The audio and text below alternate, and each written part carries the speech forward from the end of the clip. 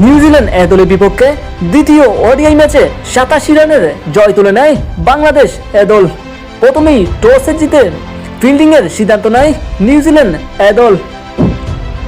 প্রথমে ব্যাটিং করে বাংলাদেশ নির্ধারিত 50 ওভারে 5 উইকেট হারিয়ে 344 রান সংগ্রহ করে। ম্যাচের সর্বোচ্চ রান স্কোরার ছিলেন ক্যাপ্টেন নুরুল হাসান সোহান।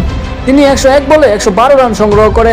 দ্বিতীয় সর্বোচ্চ রান সংগ্রাহক ছিলেন মাহিদুল ইসলাম আকন। তিনি 108 বলে 105 রান সংগ্রহ করে। তাছাড়া ওপেনার মোহাম্মদ নাইম 41 বলে 40 রান এবং এনামুল হক 34 বলে 39 রান সংগ্রহ করে। দ্বিতীয় ইনিংসে 335 রানের জয়ের লক্ষ্যে ব্যাটিংয়ে নামে নিউজিল্যান্ড ক্রিকেট টিম। ব্যাটিং করতে নেমে ফিলিপস করে 54 বলে 79 রান।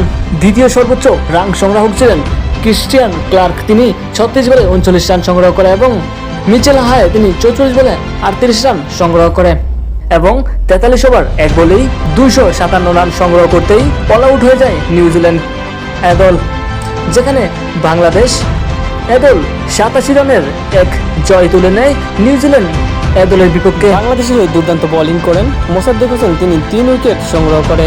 শামীম হোসেন, তানভীর ইসলাম এবং শরীফুল ইসলাম 2টা করে উইকেট সংগ্রহ করে। ম্যাচের প্লেয়ার অফ দ্য ম্যাচ হয়েছেন ক্যাপ্টেন নুরুল হাসান সোহান। বাংলাদেশ ক্রিকেটের পরবর্তী আপডেট পেতে অবশ্যই চ্যানেলটি সাবস্ক্রাইব করে রাখুন।